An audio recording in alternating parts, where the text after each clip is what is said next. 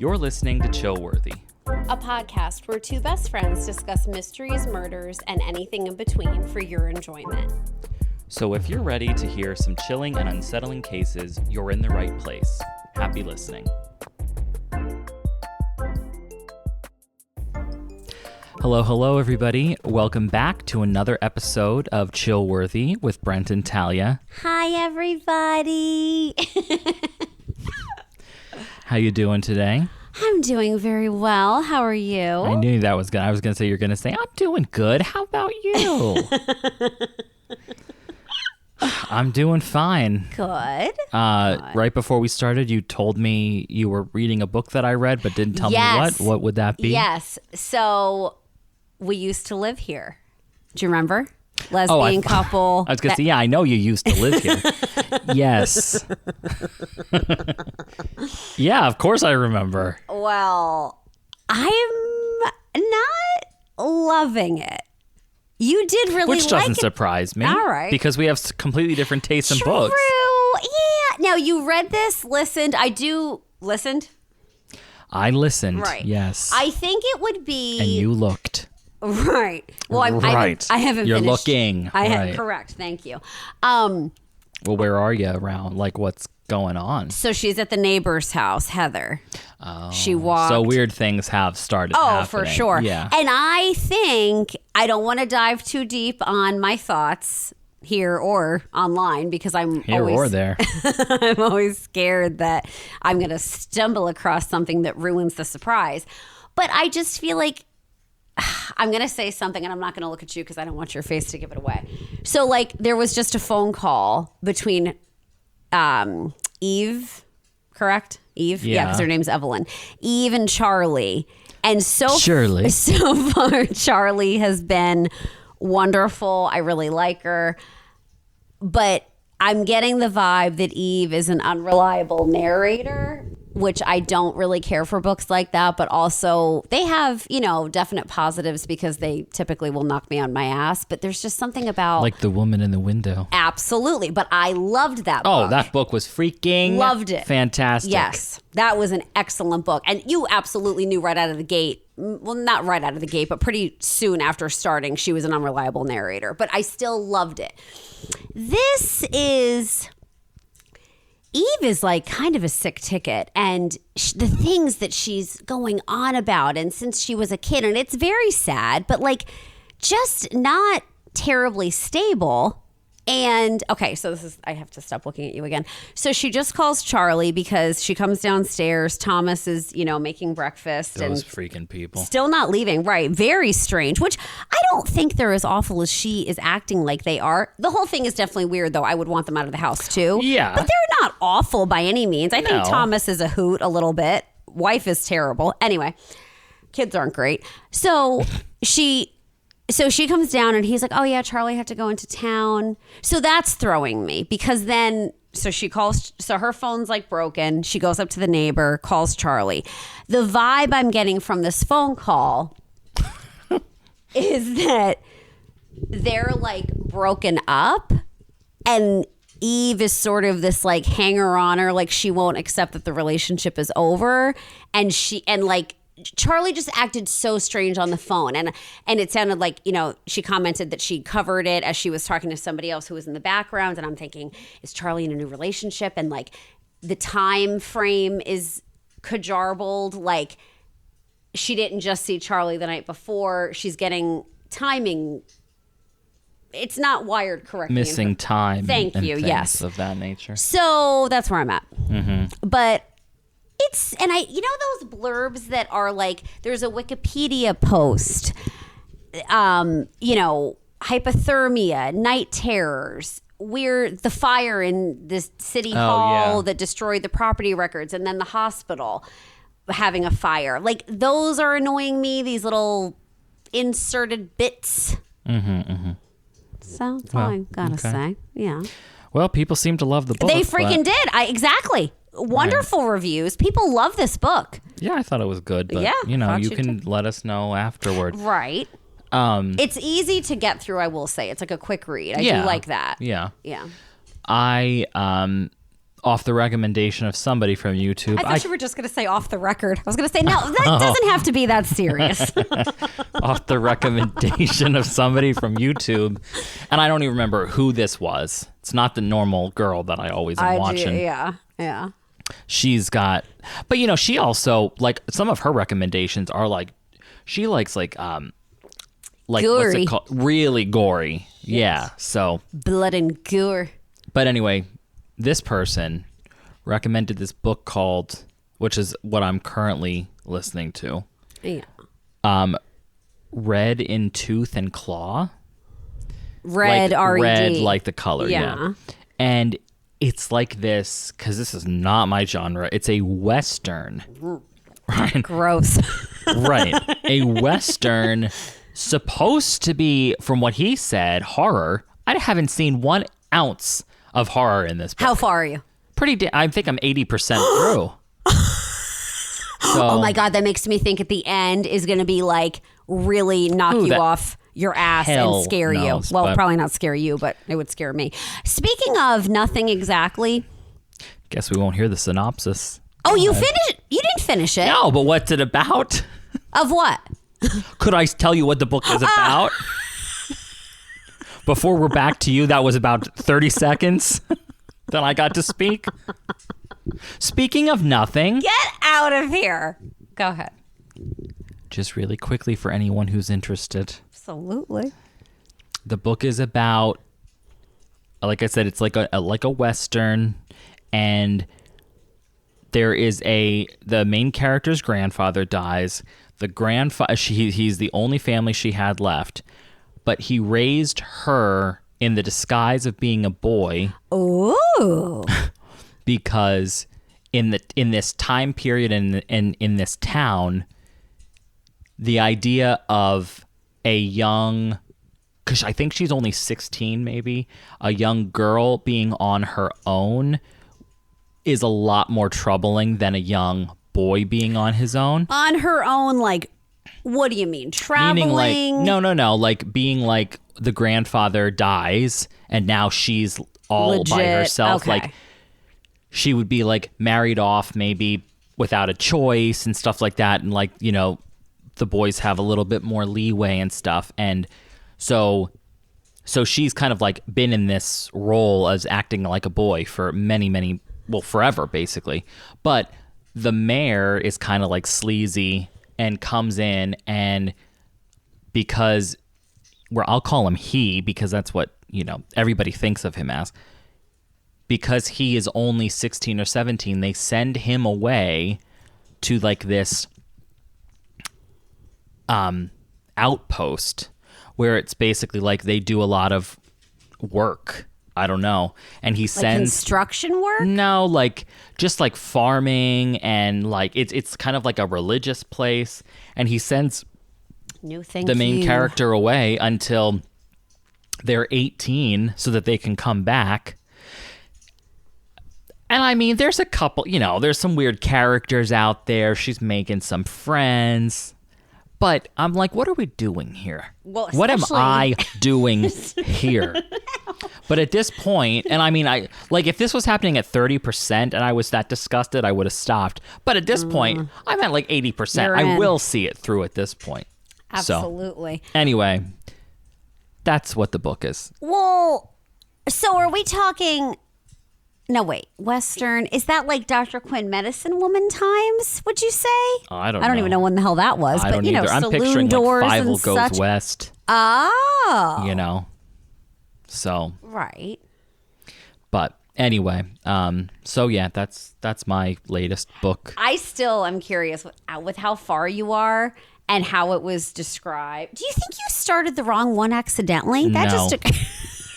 I've done that before. If it's like... That doesn't surprise me, but no.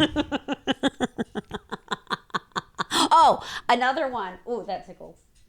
It's the dog. Marmalade. Not just randomly. I'm not tickling her. And she's also not not speaking into the mic half the time. So. Do you like space books? No.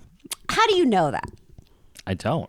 Right, but you have read them and disliked them, or I don't. you just I don't like have an space interest. movies either. So True. We've talked about Apollo 13. yeah. God, I love that movie. I've loved that movie since I was a kid. All right. I think we should start. Yeah. Okay. Yeah. All right. So today I'm going to go, and it is the case of Warren Barnes. All right. All right. So this is the case of Warren Barnes. So Warren. I thought you said Lauren. Warren. Warren. Yes. Oh, I'm glad I asked. Me too. All right. So this takes place February 28th, 2021. I was going to guess that it was a more current one. Good. Yeah. Okay. So February 28th, 2021, Grand Junction, Colorado. So on this day, a man goes missing by the name of Warren Barnes. And from what I gathered from looking into this case, he was described as like a very smart man. He loved reading. And he was actually often mistaken for being, I guess, completely homeless, although people in town did say that he rented a room in the area. Yeah. But he was mistaken for being homeless because he was always wearing the same clothes every day, and basically he was always hanging around the main street of town, kind of carrying around a backpack. Yeah. And so he made friends with one of the local shop owners. She owned a bridal shop. And so her name was Monique. And you know, he was a very nice gentleman, and so she became close to him, and what she would do for him was she had a specific chair in the shop that every day when he would, because he basically was there every day, she would bring this chair out, and he could sit in it and read. Inside or outside the store? Outside the shop, like in front of the shop or on the side, somewhere in the shop's vicinity. But it was like they would not leave the chair out because... Not for just anybody. Exactly. It was just for him. Nice little arrangement. Very sweet of her. Very nice. Nice little... I have in my notes, very sweet. So like I said, at the end of the day, she'd take the chair back inside until he wanted it again so nobody else would sit in it. So Warren also worked for a temp agency called Labor Ready. And he did drywall for them and roofing for them. And one day, which is the day that I just told you about, he did not show up. Because I guess he would do that. I don't know if it was like during the morning and then he would go read or vice versa. I don't know what the timeline was. Right. But, what came first? Right. So drywall and roofing. And he didn't show up for work that day. So the temp agency, I'm assuming maybe this was like a smaller town mentality, but they knew that he was close with the bridal shop owner. So they contacted her because it was common knowledge that he would sit there and read. And there was like nobody else to contact. That was like she sort That of they was were like a aware next of, of yes. kin. Right. Yes. And like I said, he read so much, in fact, that the locals ended up calling him the reading man. Oh. What a nice thing to be known as. Sounds good to me. Lovely. Right. So, okay, so back to this temp agency. Yes. They called this bridal shop because in the 4 years that he had worked for the temp agency, he never once did not show up when he said he would. Ultra reliable. So, I mean, the guy is super dependable, right? And just... This was very out of character. Yes. So, Monique was definitely worried, and after she received this call, and she didn't have anyone she knew of that was related to him or anything. So she actually took it upon herself to make a Facebook post asking the local area if anyone had seen him recently. Did she put up a picture of him? I think so. All right, so that's happening in one part of town. This stuff. Now, simultaneously, something else was going on in another part of the area about 5 miles away. 5 miles. 5 miles. Okay. So now again, like I said, this is completely new. Now, not a new day though. Same day, or like no, we're in March, or we're back in January. This is probably the day before. Okay. I think. So There's a river there. So along this river, there was a boat launch. And a teenager by the name of Brian Cohee accidentally drove his car into this river, which reminds me exactly of The Office. Oh my God, absolutely. That is such a good scene. So that's exactly what I thought of when I heard about this part. Oh, I love that scene. It is right up there, man. Anyone who does not know what we're talking about, go find out immediately. Literally, all you have to do is Google The Office GPS or The Office Lake Scranton. Something. It'll be fine. You'll get it. It'll be hilarious. Does not disappoint. So Brian, like I said, his car goes into the river. So Brian called his parents to help him. And his parents, get there. But it's obvious nobody can get this car. Like, they can't get this car It's like submerged. out. Like, at least halfway. Yeah. So did he go in with it and get himself out? Okay. Yes. Do you know real quick that if you ever find yourself in that scenario, you are to kick out the windows. Do not try to swim when you do this. Let the car fill, then swim out. Food for thought. Well, not really food for thought. Advice to live by. Uh-huh. Save your S. I've heard that. Yeah. So, okay, the parents call the police then because they're like, we don't know what to do. Right. So the cops come out and they spoke to them all at the scene.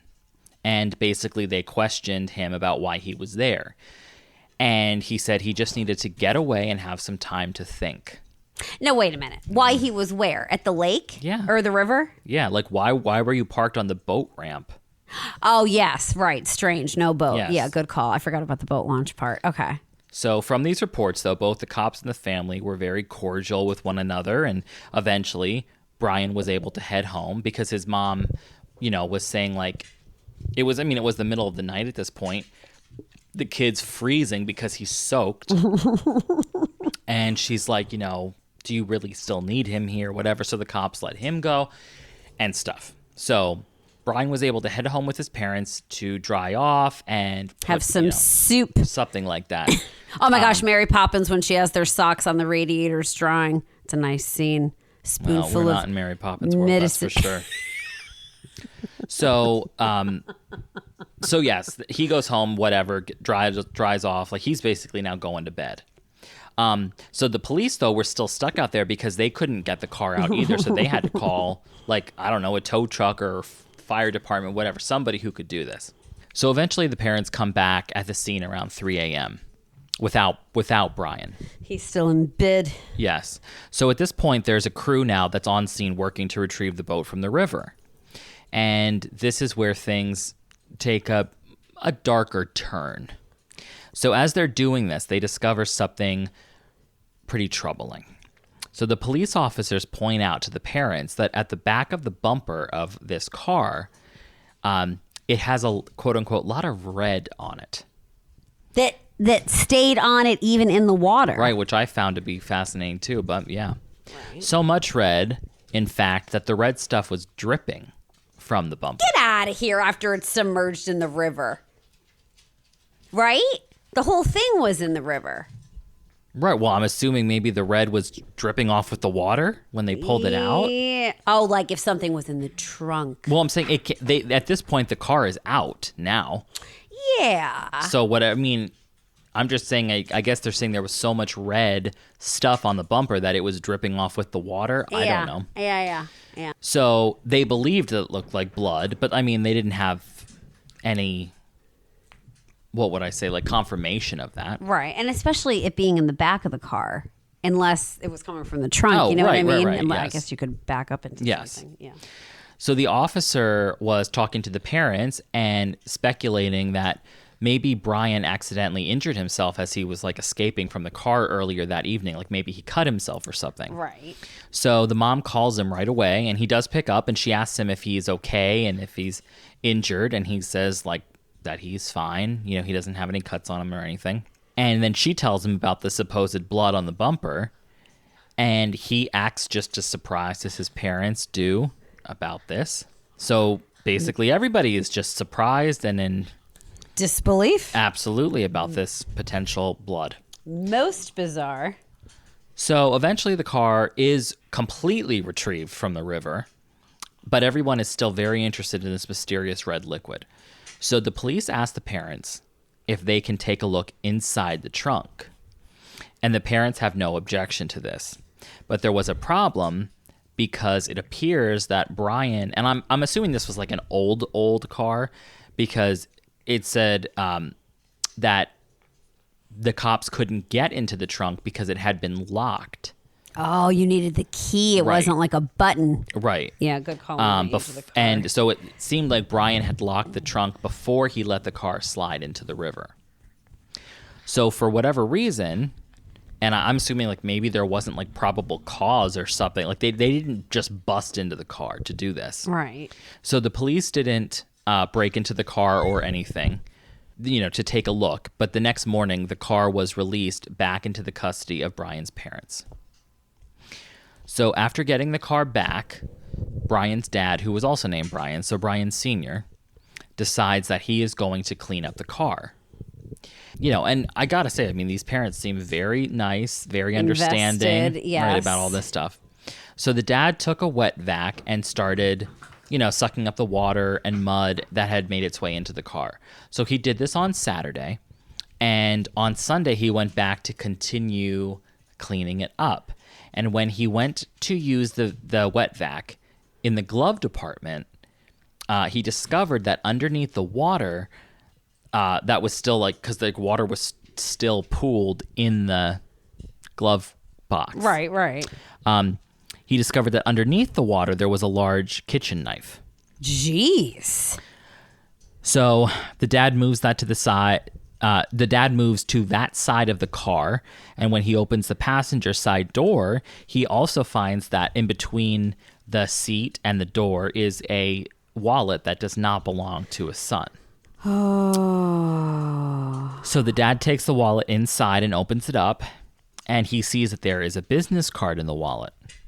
And do you know what that business card might be from? Shami. A bridal shop. No. The temp agency. Oh, good call. That would have been a better guess. So the card was a company card for the labor ready temp agency. Yes. He also found a social security card in the wallet that had the name Warren Barnes on it. I thought I might what? hear you say that. Go ahead. So he called the company on the card and asked them if they knew this person because he had found this wallet and, just thought maybe they had a connection to this man that they could let him know that the wallet was found. So the receptionist for the company said, yes, that's our Warren. Funny you're asking. Right. So she said that we were missing him today when he didn't show up for work, because this would be now the next day. If I were this father, my chest would be constricting and my throat would be closing. Because something's just not quite right here. Right. I mean, wouldn't even be good. Right. And just finding the wallet at all. The knife is very strange, of course. There's a red liquid floating out of things. I don't know. Okay, so Brian Sr. then told her that he found his wallet at one of the local boat ramps. I guess he left out the part that it was in his son's car. It was submerged. He was thinking maybe, I'm thinking maybe the dad thought that the wallet floated into the car with the mud and the debris, not necessarily that it was already in the car, So let's give this very nice man the benefit of the doubt. Especially that the wallet was not in the glove compartment like the knife was. Very astute. Just on the side of the chair, the seat. So Brian Sr. gives the company his contact info so that if Warren does come into work over the next few days, they can pass along this message that somebody has his wallet. Warren's not coming in, man. So after this phone call to Labor Ready, Brian Sr. then actually calls Brian Jr. And he asks him why he has this stranger's wallet in his car. And Brian tells him that while at the boat ramp, he found it on the ground and put it in the car before the car accidentally ended up in the river. And Brian Sr. says, "So why didn't you tell me that you found this wallet?" And Brian Jr. just said, "Well, with all the excitement." Well, that's what I was going to say. I mean, I do think Brian Jr. is possibly up to no good in this, but also plausible that they have bigger fish to fry than, oh, by the way, did I tell you I found this wallet? I suppose. Right. With all the excitement of the car and the river and stuff, he just forgot about it, and he didn't think about it since. So, of course, Brian's dad, as well as Talia, wants to take the son's word for it. So, which I can imagine many parents would have that instinct. Absolutely. I don't know about podcast hosts, but many parents would have that instinct. Right. I do maintain, I do think Brian, I'm wondering, I don't think he sought Warren out to kill him, but perhaps it was like a hit and run situation. Brian had yikes, what the hell am I going to do here? And somehow, rinsing the car off in the river seemed like a good idea. I don't know. Yeah, well.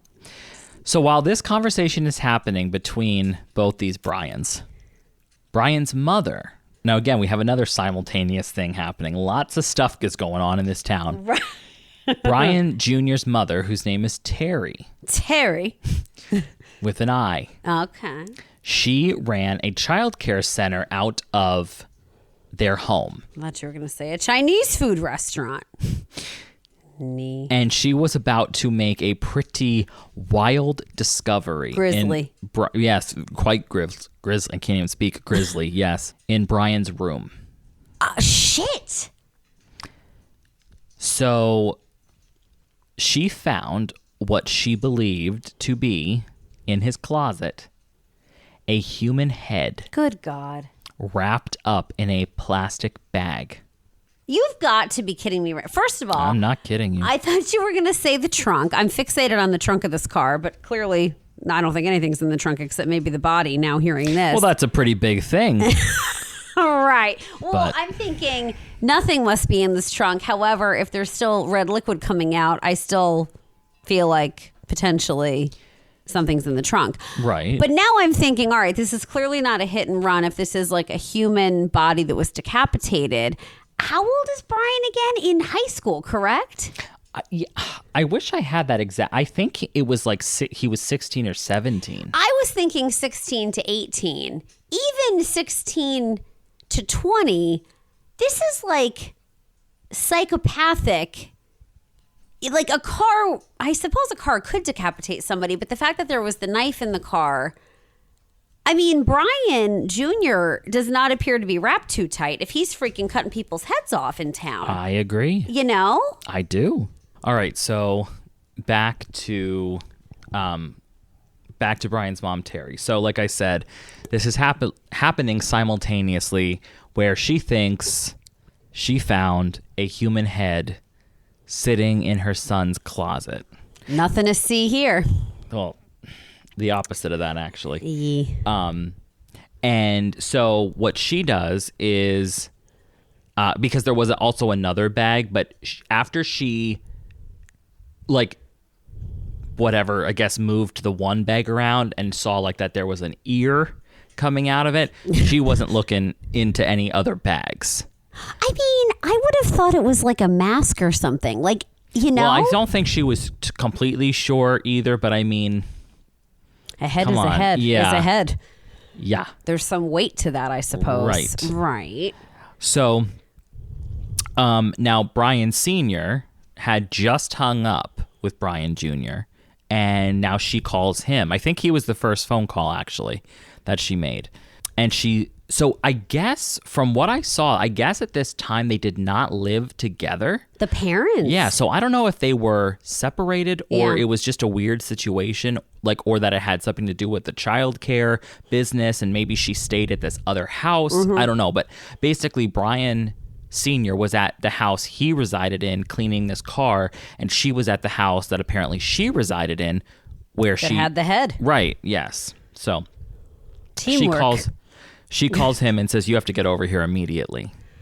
And can we just appreciate for a minute, life was never the same again for anybody. Like, this poor man trying to clean his son's car and then gets this phone call. Oh my God. Well, it's crazy because he's getting all these like, well, I was going to say, like, this sounds dumb to say, subtle hints when you picture a knife and a wallet, but at the same time, he's not coming across a head. So you do get to, when you look on the scale of subtleties, a knife and a wallet are more subtle than a human head sitting in a closet. Absolutely, yes. So, correct. So she tells him to get over there immediately. So then she, after saying that, calls 911 and reports to the dispatcher that she believes she found a human head in her son's room. God love her. Like, didn't wait for him, did the right thing. It makes me sick, though, like the position she was put in. Obviously. Her child, like, And like I just said, I keep saying the word believes because she didn't open the bag completely to verify this. Right. But from what she said she saw in the opening of the bag, there was human ear. Were you able to hear this 911 call? Like, did you hear what she said? I did hear the call, and I mean, she was quite distraught. And she remains distraught the entire time I was seeing this police cam footage. Yeah. So she does become very frantic on the phone, which I think is completely reasonable and rational. Understandable, right? Because she desperately wants the dispatcher to like send the police out there. Because I think they're like asking her questions, and she's like, would you just send someone out here? Right. So the dispatcher asks her if her son is home, and she said that he just pulled up outside. And I think she actually did that purposely because I feel like she wanted to make sure he was home when she called 911, so that she knew where he was to call 911. You know, like she didn't want him to just be out on the town and them searching. Right, like she was like manhunt. Yeah, so she says he just pulled up. So she then said something else of note. She said, now this was on the phone again, she said that her son has always been fascinated with morbid things, but she thought he was channeling that into becoming a forensic investigator. Oh, this poor mom. I know, because I guess she was, and I'll get into this in a little bit, but from what I learned, she was like trying to foster his unusual interests into, like she was buying him books on like crime scene science and stuff like that. Thank you, Mom. He was quite interested in it. Oh, joke's on her. So the dispatcher then asked her if she thought that Brian would be cooperative with the police. And Terry said, that she wasn't sure, but she highly doubted that Brian would be violent with them. So, all right. So then the dispatcher asks if the bag was still in the closet. And Terry said no, that actually now it was in her kitchen sink. Oh my God. With a secondary bag that she had not even attempted to open. And the officers were then dispatched right away. So when the police arrived on the scene, all of the children that she had been taking care of that day had already gone home with their parents. Thank God. Right. They're never coming back. I doubt it. No. So it's just now the family at the house, which is Brian Jr., Brian Sr., Terry, and a brother, like Brian's brother. Like a little boy. I wouldn't say a little boy. I mean, he was like, I think he had to be like 1 to 2 years. So the police began talking with Brian actually out in the driveway right away. Good. Brian he didn't even make it inside. Right. Brian was already outside. The dad, I think, was already outside. So Now, wait a minute. The dad does not know what the mom found, though, because she just called and said, you need to get over here. No, the dad does know. No, because I think she told him by that point. Oh, okay. But I'm sure there's some missing time between the mom calling him and the police cam getting turned on when they arrived at the house. So this is what the conversation kind of was like. So police says, your parents said that they had some concerns with something that they found in your room. Brian sighs. And I thought you were going to say Shami. Brian sighs and says, yeah. Police. And what would that be? Brian. A human head and hands. Oh, we didn't find the hands yet, Bri. Well, that was in the other bag. Oh, I'm sorry. Police. Like for real? Oh, my God. Brian. Yeah. For realsies. Police. Whose are they? Brian. That guy Warren Barnes who went missing? He's just giving all of this up right out of the gate. Yeah, and I think, though, that he was, like, on the spectrum or something. So then the police, how did you come into possession of them? Excellent question. Very, what do you say? Very non-accusatorily, like asking that, Yeah. framing it in a, like as if he just found gum on the sidewalk, you know? Right. Nice. Making no assumptions. Brian, I murdered him. Oh, my God. Police, with what? Brian, a knife. Police, why would you do that? Brian, I wanted to see what murder felt like. Wowza. So that was the initial conversation. And poor Warren is just this sitting duck that he comes up. Oh, yes. Well, we'll get into that. So Brian continued to tell the officers that he murdered Warren underneath a local bridge. Now, what I found interesting here is that people were saying Warren wasn't homeless, if you remember, but he was sleeping out under a bridge. So I don't know why that was the case. But so Brian continues to tell the officers, he murdered him under a local bridge. The police then searched him to make sure he didn't have any weapons on him, which he did not. While searching him, the conversation continued, and they asked Brian how he knew Warren.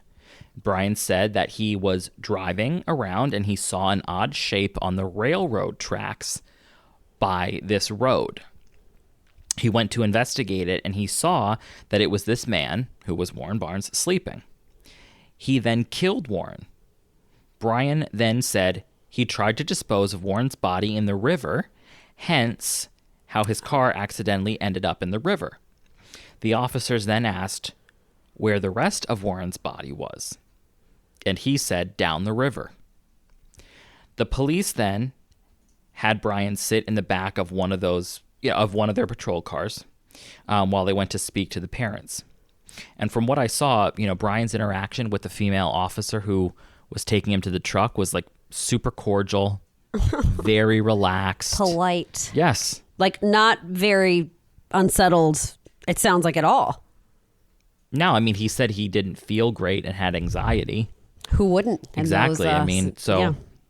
Those sets of circumstances. She was like, I'm going to put the air conditioning on for you. And make you nice and cozy. He was very happy to hear that. And then that was, then he went into the patrol car. So now back at basically around the driveway. So Brian Jr.'s in the back of the control car now. The officers are talking with the parents and the brother. And one of the officers asked Brian Sr. to walk inside with him to take a look at the human head to make sure that it was indeed a real head. And the mom, Terry, is in absolutely no shape to be of any assistance to anybody because she is like collapsed in the grass. The dad tells the other brother to stay out there with her. And she's just basically like completely in shambles. Oh my God. So the officer did indeed confirm that this was a legitimate, real human head sitting in a plastic bag in this family's kitchen sink. So once this was confirmed, Brian Sr. retells the entire story of the past 3 days about the car getting stuck and the police coming and weird stuff coming out of it and finding these weird, things in the car and all that stuff. So, it's now decided that Brian is going to be taken to the police station for questioning and that his family would follow in the car behind them. So something else interesting happened on the way to the station. So Brian is in the car. It's just him and the female cop again, the air-conditioned lady. So as Brian Jr. is speaking to her on the way, they're having, again, a very cordial, nice conversation. And she's very nice to him as well. Then he realizes where he is. Not at the police station yet, but on the road where they are. And he very casually says to her, "Oh yeah, like that's the bridge that I killed him under." And she's like, "What, this one right here?" And he's like, "Yeah, that one." So then she gets on her radio and radios it in, like, suspect is claiming, right. 123 Main Street Bridge, like blah, blah, blah. So that was another disclosure he made. So obviously the officer made that note of it, sent that along, and she continued doing what she was doing, which was taking him to the office. So a team of investigators show up very quickly to that bridge. Yeah. And they're taking a look around. And the investigators found legs and an arm lying behind one of the concrete pillars. So even that, the body is supposedly up the river, quote unquote. So he decapitated this poor man and then took off his legs and an arm. And then dumped the rest? Right. It makes me feel like he took the head and hands, so he couldn't have been identified. The torso and maybe one arm went into the river, and the other legs and arm were left behind where I guess he was doing this. He's a boy. Like the physical toll that would have taken, and assuming he has never done this to a human before.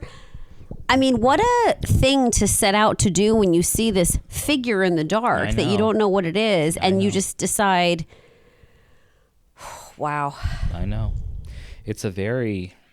So gruesome, so extreme. Yes, and just... The thing that makes me, like...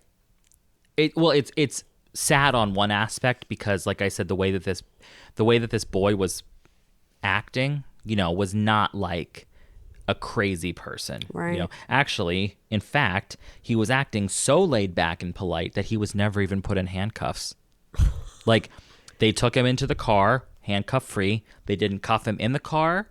And when she got to the police station with him and got out, they walked into the police station together through the back.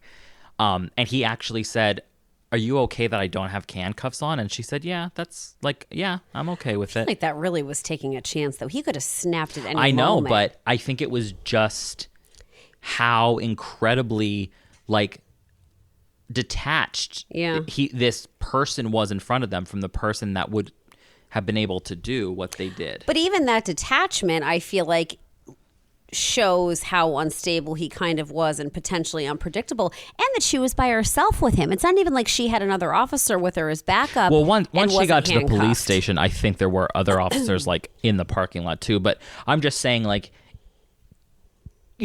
I think an average person would think if somebody finds a head in somebody's kitchen sink, the person who's saying, "Yeah, I put it there," or "I killed the person," would probably go in handcuffs, but not in this case. Even like regulation wise, like I feel like I just can't imagine how that was a good call. But thank goodness, all's well that ends well. In terms of I was gonna say, nothing has ended not well. Not Warren, but the female officer at least. Yes, all right. So Brian is then placed into an interview room. So then they begin. So then the family arrives and they start with the mom. He didn't ask for an attorney. Nobody asked for an attorney. This kid's not in the position to be doing that. Well, the parents should have asked for an attorney for him. Well, I don't think they did. He was questioned without an attorney. From what I remember, yeah. Wow. I mean, I have to keep going down on my notes here. Right. But anyway, they start with the mom. So they put her in a different interview room, obviously. Understandably, again, she is quite distraught. She tells the officer that's questioning her that Brian started exhibiting antisocial behavior in middle school, and he was diagnosed with autism. Now, and actually, this part of my notes, this is also really sad to me. So he was diagnosed with autism, and the doctor also made a recommendation that he should have further testing done for other potential, like, psychoses. So Brian eventually began working with a psychiatrist for about a year. And then when COVID hit, they were forced to discontinue They're in-person sessions, and the phone sessions were not nearly as effective for him, I guess. So they just stopped. So Brian was on ADHD medication and antidepressants. And to Terry's best knowledge, he took those pills on a regular basis because she would remind him every night to go take his pills. Yeah. Terry also said that Brian had never acted out violently towards any family members or friends or animals. I was going to ask about animals. None of that. So then Terry again, now that she's sitting in there, she again mentions to the police, because the only person she mentioned it to was the dispatcher, about his morbid, like, curiosities Fixations. / sense of humor, and that he was just super interested in crimes and crime scenes. And so that's why I said Terry even bought him a book on crime scene investigation in hopes that he would channel that interest into something that would make the world a better place. Oh my she said. God, this poor woman. Heartbreaking. I literally have that in my notes. So that's what she was, that's what she was saying. So Brian Sr. is up next. All right, so now Brian Sr. is questioned. So Brian said that he noticed sometime that Brian Jr.'s face would just kind of change, and it would just become like cold, kind of like detached from what's going on. His dad said the same thing regarding Brian's behavior, about him never being violent towards anybody or anything. He was just so much in disbelief and also really worried about his family and their reputation in the town, because like I had told you before, he was like, I forget, the head of like the Life Jacket Association or something. Like he was like involved. The dad was like very involved in the community. Yeah, like a and he was just figure. like, oh my God, this is it for us. Like our family is going to be forever tainted by this. Like, Exiled. Right. So including the wife's business, you know what I mean? Like all of it was just, he just seemed so hopeless, like at what was happening. Yeah. So next up, they talked to Brian Jr. Brian, I thought I wrote this somewhere. Brian had apparently waived his Miranda rights and was ready to talk to the detective. So when the detective asked Brian how he got here, Brian very plainly answered, because I murdered someone. He then told the same story about not knowing Warren, finding him sleeping outside, stabbed him to death, and then removed his hands and head. Then he tried to dump the body in the river and got his car stuck. And while I was watching this, the way he was speaking about murdering Warren was so sad, because he spoke about it with such indifference. Yeah. Like putting together a cabinet from IKEA. Like it was like nothing. Totally unfeeling. Yes. So he talked about how he stabbed Warren repeatedly, and how at first Warren woke up and was panicked and started yelling, "Why are you doing this?" Then Brian mentioned how he thought it would be difficult, but he, quote unquote, barely broke a sweat. Oh my gosh. Brian said he was explaining to the police that while he was doing this, at the end he started growling and making animalistic noises because he was in a frenzy. So by the end, he stabbed him. This is absolutely horrific. By the end, he stabbed him so many times that Warren was already halfway decapitated. He even mentioned something we spoke about actually in one of our previous episodes. Basically, he was saying he was nervous because he was doing it right next to the road, but he was like, even though cars passed, nobody stopped. Now, I'm assuming nobody was seeing this man decapitate him, but at the same time, I just feel like, he was talking about how like there were cars passing, and like, I don't know if he just kind of meant like people were just minding their own business, right. Like, I don't know, but it would have been dark. Yeah. So like I Yeah. said, I'm not saying that people were watching him kill someone, but And chose I just to thought not it was like intervene. weird, because we had just talked about the bystander effect. And Absolutely. So once the murder was over, Brian took the hands and head of Warren back to his house, and he stored them in the closet. Then he took his clothes off and washed them on high speed twice to remove the blood remnants. Then he returned to the scene in different clothes, grabbed Warren's body, and took it to the boat ramp to dispose of it. He did the last part instead of leaving the body where it was, because he realized that he had a small hole in one of the gloves, and so he wanted to go back to get rid of any kind of DNA. He thought it through. He did, and he certainly gave the investigators all the details that they could ask for. I mean, he was just an open book. Which it's like, why even go to the trouble of like trying to be so careful at the end of cleaning, getting rid of remnants, like DNA? Like, you gave yourself up anyway. Not to say he's not the one who initiated like the contact with the police. He didn't give himself up, but he didn't resist it in any way, shape, or form. Brian had also mentioned to the police that he was in a bad headspace that night, and he had been wondering what murder felt like for years because of Ted Bundy and other killers saying that murder was the best feeling ever. He was asked what got him excited about doing this, and Brian said it was just a major curiosity. He didn't mention getting any type of like sexual gratification or anything from it. Yeah. He just said he knew a lot about different serial killers across the country and how, police handled various murder scenarios, and he was just fascinated by all of it. Brian said that he had been looking for an opportunity for roughly a year. One of the last questions Brian was asked was, "What if you didn't get caught?"